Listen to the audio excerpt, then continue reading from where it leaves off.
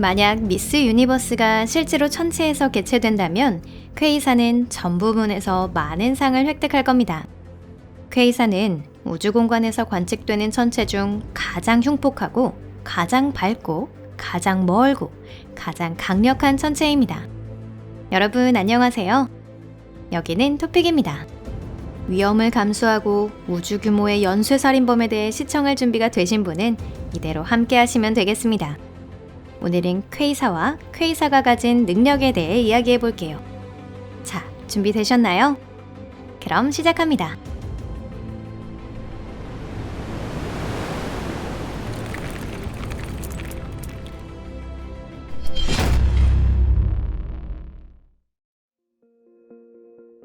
퀘이사가 무엇일까? 우린 그것을 어떻게 알게 되었나? 로맨티스트들은 퀘이사를 우주의 등대라고 부릅니다. 맞아요. 퀘이사는 수백만 광년에 걸친 공간을 비출 수 있는 무엇에도 비할 수 없는 능력을 갖고 있습니다. 단, 신변 안전을 위해 이 천체들은 피하는 것이 좋습니다. 이런 기묘한 천체에 대해 천문 물리학자들이 처음으로 말하기 시작한 것은 1950년대 말입니다. 제2차 세계대전이 끝나고 사람들은 비로소 평화롭게 하늘을 바라볼 수 있게 되었고 전파 망원경을 이용한 미지의 천체 연구가 시작되었습니다. 과학자들을 놀라게 한 건 몇몇의 빛이 독특한 특징을 가지고 있다는 것이었습니다.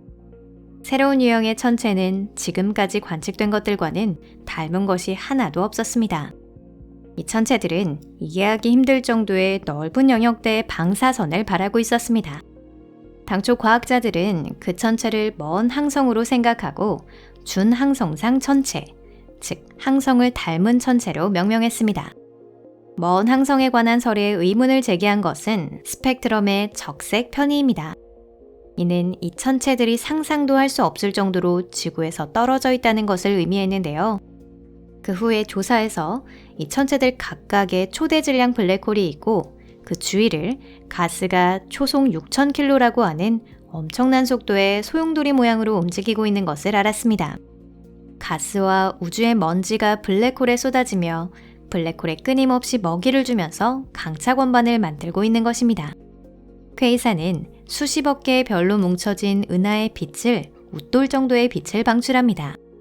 그리고 광속에 한없이 가까운 속도에 달하는 몇 안 되는 천체 중 하나입니다.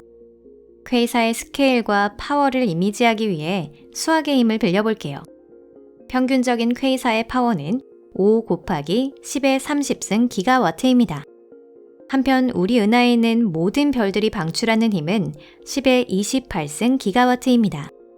아직 그 차이가 상상이 안 된다고요? 괜찮아요. 그러면 퀘이사는 대공원의 동물원에 있는 고질라라고 생각하시면 됩니다. 아주 크고 엄청나게 사나운 존재이죠. 또한 퀘이사를 관측하는 건 과거를 보는 것이라고 알려져 있습니다. 그것은 퀘이사로부터의 빛이 수십억 년에 걸쳐 지구에 도착하기 때문인데요. 즉, 우리가 보는 퀘이사는 빅뱅에서 얼마 지나지 않은 우주가 활발하게 구축되어 있던 시기의 모습인 것입니다. 예를 들어 J1007 플러스 2115라고 하는 로맨틱한 이름을 가진 최대의 퀘이사로부터 방출된 빛은 130억 년 이상에 걸쳐 지구에 도착하고 있습니다. 만약 우리가 순간이동 장치를 발명해서 퀘이사로 급행한다고 해도 그것이 아직 거기에 있을 가능성은 거의 없습니다. 같은 장소에 수십억 년 동안 머무르며 손님이 오기만을 계속 기다려야 한다는 건 너무 지루한 일이겠죠? 퀘이사는 어떻게 생겨나는 것인가? 퀘이사의 탄생을 맨 앞줄에서 직접 눈으로 보고 싶으신 분, 손 들어보세요. 안드로메다 은하와 우리 은하가 죽음의 탱고를 펼치기까지 앞으로 50억 년만 더 살면 됩니다. 두 개의 은하는 초속 110km의 속도로 접근하고 있어서 충돌하는 건 시간 문제라고요. 이러한 설을 제창한 것은 셰필드 대학 물리천문학부의 클라이브 테드 헌터 교수입니다. 각각의 은하의 중심에 있는 블랙홀이 합쳐져 하나가 될 확률은 충분히 있습니다. 이러한 조건에서는 새로운 초대 질량 블랙홀이 코어 중심으로 향하는 가스를 충분히 얻을 수 있습니다. 우주의 가스나 먼지가 블랙홀에 낙하하여 블랙홀 주위를 엄청난 속도로 회전하여 강착 원반이나 플라즈마류를 만들어냅니다. 이러한 각축 속에서 입자는 서로 영향을 주고받고 초고온으로 가열되어 대량의 에너지, 빛, 그리고 폭넓은 스펙트럼의 방사선을 방출합니다. 이동 중에 퀘이사를 보게 된다면 루트를 크게 바꾸는 것이 좋은 이유가 바로 이것 때문이죠. 이웃 은하에서 퀘이사가 태어나면 어떻게 될까? 틀림없이 좋은 일은 아무것도 없을 겁니다. 아마 우리는 단번에 소멸해버릴 거예요. 또한 그것뿐만이 아닌데요. 퀘이사는 엄청난 양의 방사선을 방출하기 때문에 가까운 거리에 있는 은하의 생물들이 위협을 받을 겁니다. 지구 자기장은 방출되는 방사선에 대응할 수 없고 우리가 알고 있는 모든 생명은 영원히 없어질 것입니다.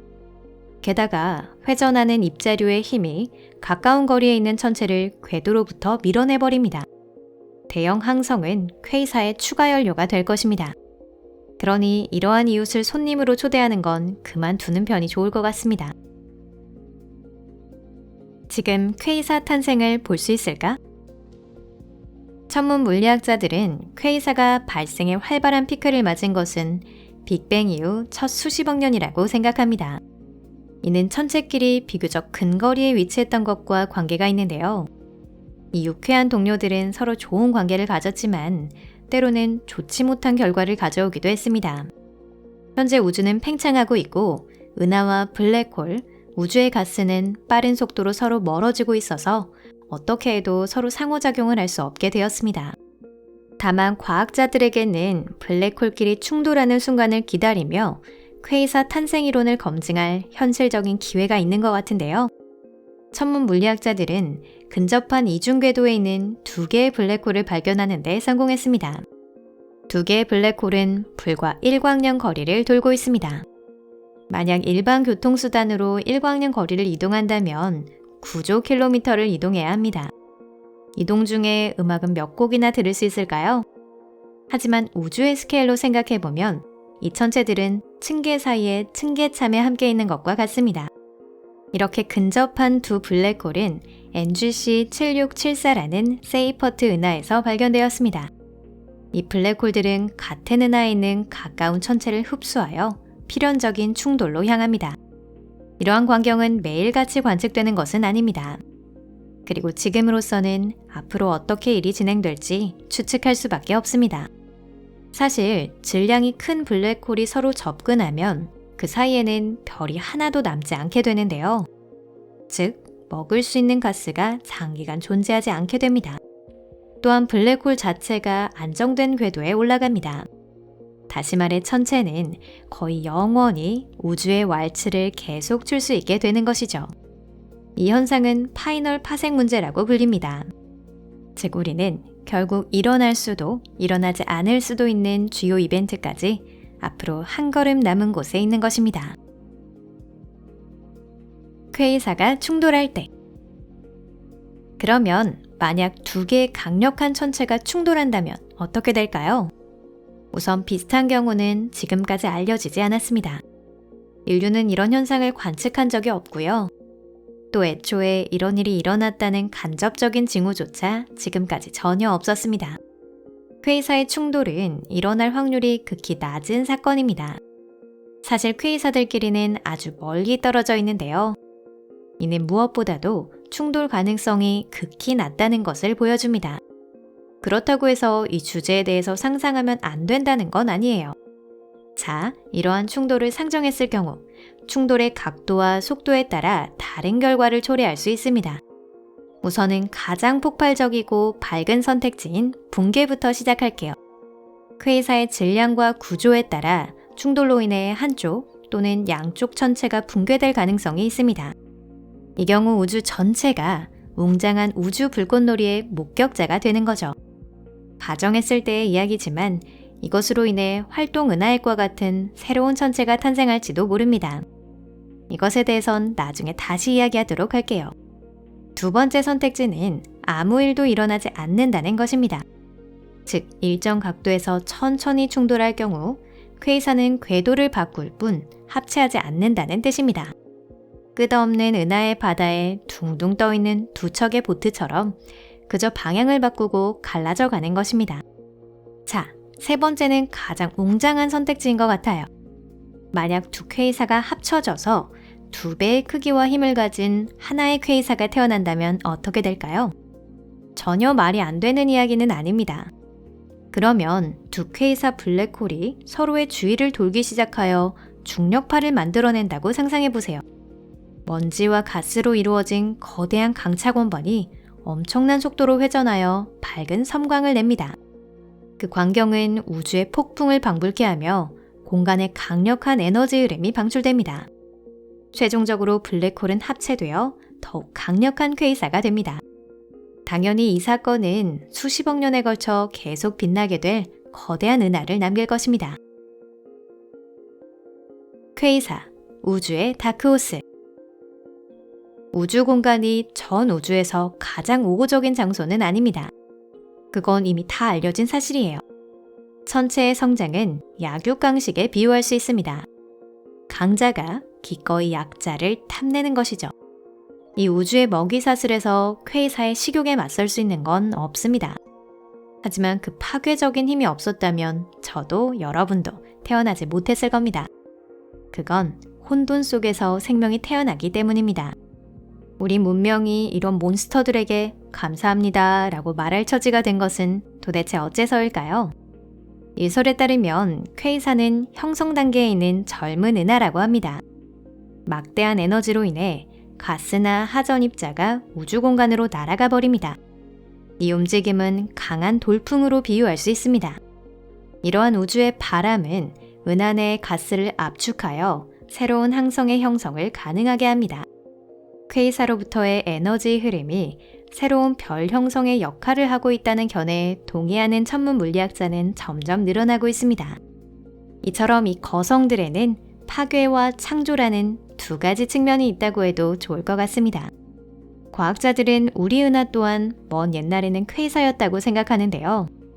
이 설의 근거가 되는 것이 미니제트의 흔적입니다. 이는 과거 정반대 방향으로 분출하는 강력한 플라즈마류였을 가능성이 있습니다. 허블 우주망원경이 촬영한 이미지와 컴퓨터 모델링을 통해 은하 중심 상부에 비누거품과 같은 고온의 가스가 있다는 것을 알게 되었습니다. 우리 은하와 많이 닮은 NGC 1068 은하를 관측했더니 역시 과거 플라즈마류가 있었던 흔적을 발견할 수 있었습니다. 어쩌면 퀘이사의 탄생과 죽음은 순환적인 과정일지도 모릅니다. 다만 이 현상을 처음부터 끝까지 관찰하기에는 인류는 너무나 어린 문명이지요. 자, 여러분, 오늘은 이것으로 끝입니다. 이런 우주의 난폭자에게 겁먹어 도망가지 않고 끝까지 시청해주셔서 감사합니다. 조만간 퀘이사가 지구를 멸망시키지는 않을까 두려워하실 필요는 없어요. 유감스럽게도 인류 스스로가 지구 멸망에 더 많은 기여를 하고 있으니까요. 하지만 우리 비관하지 말고 앞으로도 함께 우주에 대해서 알아가도록 해요. 그럼 여러분 다음에 또 만나요. 안녕히 계세요.